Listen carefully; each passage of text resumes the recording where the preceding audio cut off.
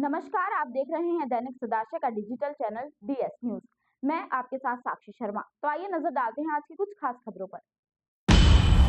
मुजफ्फरनगर के खतौली कोतवाली के ढाकन चौक पर बीती देर रात कार सवार रतनपुरी थाना इलाके के सठेड़ी निवासी अक्षय और उनके पिता के साथ दबंगों ने मारपीट और उसकी कार में तोड़फोड़ कर दी। हॉर्न बजाने और कार टकराने से शुरू हुआ विवाद देखते ही देखते इतना बढ़ गया कि सुहेब और उसके साथियों ने अक्षय की कार के शीशे तोड़ डाले और पिता पुत्र की पिटाई कर डाली। घटना का वीडियो सोशल मीडिया पर वायरल होने के बाद हरकत में आई पुलिस ने त्वरित कार्रवाई करते हुए मुकदमा दर्ज किया और 2 आरोपियों को हिरासत में लिया, जबकि फरार आरोपियों की तलाश जारी है। मामला यह है कि सटेड़ी गांव निवासी अक्षय राजपूत और उनके पिताजी गाड़ी से जा रहे थे। ढाकन चौक पर उनकी गाड़ी रोककर उनसे मारपीट की और शब्दों का प्रयोग किया, गाली, उल्टी सीधी गाली देकर, और बोला कि पहलगांव में जो हुआ उससे भी बदतर तुम्हारे साथ अब होगा।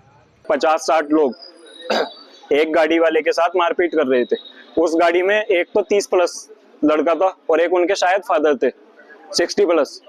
दोनों के साथ बेहुदा मारपीट हो रही थी। लात बूत मतलब जितनी भी एंड हो सकता था वो मारपीट थी।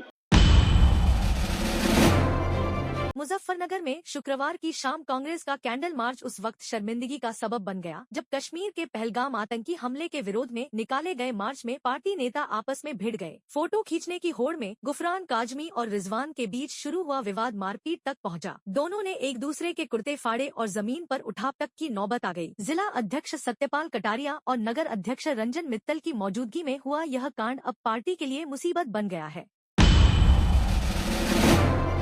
मुजफ्फरनगर में हिंदू सुरक्षा सेवा संघ ने जम्मू कश्मीर के पहलगाम में 28 पर्यटकों की धर्म पूछकर हत्या करने वाले आतंकियों की कड़े शब्दों में निंदा की। जिला अध्यक्ष शैकी धीमान और जिला प्रभारी अंशुल तायल के नेतृत्व में कार्यकर्ताओं ने शिव चौक से झांसी की रानी चौक तक मार्च निकाला, पाकिस्तान का पुतला फूंका और आतंकवाद के खिलाफ नारेबाजी की। उन्होंने केंद्र सरकार से आतंकियों और उनके संरक्षक पाकिस्तान को मुंहतोड़ जवाब देने की मांग की। ये सभी को ज्ञात है कि 2 दिन पहले जम्मू कश्मीर के पहलगांव में भारतीयों पर हमला हुआ।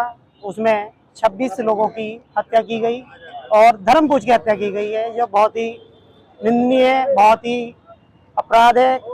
इस विषय में सभी भारतीयों का कड़ा विरोध है और हम मोदी जी से भी अपील करते हैं कि पाकिस्तान पर हमला कर इसकी कार्रवाई करें। मुजफ्फरनगर में शनिवार को संयुक्त विकास शोषित कल्याण मंच के कार्यकर्ताओं ने कश्मीर हमले की कड़े शब्दों में निंदा की। राष्ट्रपति के नाम सौंपे गए ज्ञापन में उन्होंने पाकिस्तान के खिलाफ सख्त कार्रवाई की मांग उठाई। कार्यकर्ताओं ने सवाल किया कि जब हर आतंकी हमले के पीछे पाकिस्तान का हाथ साफ दिखता है तो फिर निर्णायक कदम क्यों नहीं उठाए जाते। इस दौरान राहुल सैनी, शौकीन, इंतजार, फिरदौस, सोमपाल, मोहम्मद चांद, राजाना, पवन सैनी, हिमांशु, करण, कृष्णा, नौशादी सहित अन्य कार्यकर्ता मौजूद रहे। हिंदुस्तान के जो बेटों का कत्ल किया गया है उसके विषय में हमने ये ज्ञापन दे रहे हैं राष्ट्रपति जी के नाम, और इसमें हम ये सरकार से मांग करते हैं कि जिन लोगों ने ये इतना बड़ा कत्लेआम किया है और जिनकी सह पे ये हुआ है उनको सबको जमींदोज कर दिया जाए और सबको ध्वस्त करके मिट्टी में मिला दिया जाए। मुजफ्फरनगर में सपा सांसद हरेंद्र मलिक ने पार्टी हाईकमान के निर्देश पर महावीर चौक स्थित कार्यालय में हर शनिवार जनता दरबार शुरू किया है। आज से उन्होंने कार्यकर्ताओं और आमजन की समस्याएं सुननी शुरू कर दी है, जिनमें बिजली कटौती, पुलिस की निष्क्रियता और अतिक्रमण की शिकायतें प्रमुख थी। संधावली में नाले पर 70% अतिक्रमण का उदाहरण देते हुए उन्होंने अधिकारियों पर दबंगों के सामने पीछे हटने का तंज कसा। हरेंद्र मलिक ने हर शनिवार समस्याओं के समाधान के लिए जनता दरबार जारी रखने का वादा किया। सप्ताह में एक दिन यहाँ बैठे, उसी के क्रम में अक्सर बैठते रहते हैं, पर अब ये तय हुआ कि सैटरडे तो जरूर बैठे। कल भी था मैं यहाँ, तो अब सैटरडे को यहाँ बैठने का शुरू है। हमारे पास जो शिकायतें हैं वो जनता की है, या एक तो बिजली विभाग की बहुत शिकायत है। मुजफ्फरनगर में सपा सांसद हरेंद्र मलिक और पूर्व सांसद डॉक्टर संजीव बालियान के बीच तीखी जुबानी जंग फिर सुर्खियों में है। पुरकाजी की काऊ सेंचुरी को लेकर हरेंद्र मलिक ने संजीव बालियान पर जोरदार तंज कसा। उन्होंने कहा कि पहले यह स्पष्ट करें कि काऊ सेंचुरी सरकारी, अर्ध सरकारी या निजी है। अगर सरकारी है तो वे इसे जरूर चलाकर दिखाएंगे और जरूरत पड़ी तो संजीव बालियान से सलाह भी लेंगे। मलिक ने तंज कसते हुए कहा कि संजीव बालियान को यह समझना चाहिए कि कोई पद उनकी बपौती नहीं है। काऊ सेंचुरी के बारे में अभी तो हम जिला प्रशासन से ये जानकारी चाहेंगे, अब तक हम देख नहीं रहे थे उधर, कि ये सरकारी है, अर्ध सरकारी है, गैर सरकारी है, इसका स्वरूप क्या है। जब इसका स्वरूप पता लग जाएगा तो मैं आदरणीय डॉक्टर संजीव बालियान जी को मुतमईन करना चाहूंगा कि मैं निश्चित रूप से अगर वो सरकारी हुई तो उसे चलवाने का काम करूंगा, सरकार से चलवा दूंगा।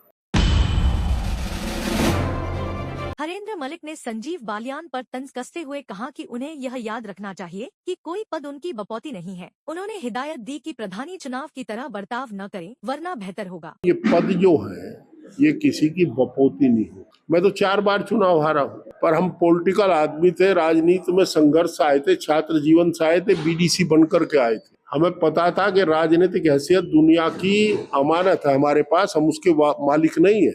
वो शायद पीड़ित है।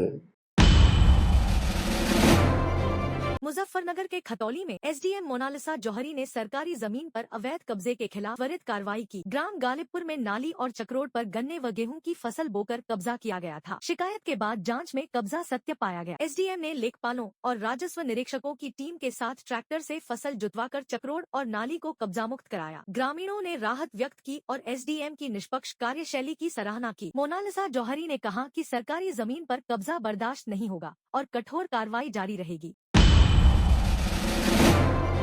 मुजफ्फरनगर के मीरापुर के हैदरपुर वेटलैंड पर पर्यावरण संरक्षण और जैव विविधता जागरूकता के लिए टर्टल सर्वाइवल अलायंस, वन विभाग और नमामि गंगे के सहयोग से आयोजित कार्यक्रम में संकटग्रस्त रेड क्राउन रूफेड टर्टल के 10 जोड़े गंगा नदी में छोड़े गए। ज्ञानस्थली पब्लिक स्कूल के 25 छात्र छात्राओं ने उत्साहपूर्वक भाग लिया, जैव विविधता संरक्षण पर विचार रखे और प्रकृति रक्षा का संकल्प लिया। डीएफओ राजेश कुमार ने प्रकृति संरक्षण की जिम्मेदारी पर जोर दिया, जबकि डॉक्टर शैलेंद्र सिंह ने कछुओं की ट्रैकिंग तकनीक की जानकारी दी। प्रधानाचार्य दीपक कुमार धीमान ने बच्चों को संवेदनशील बनाने की आवश्यकता बताई।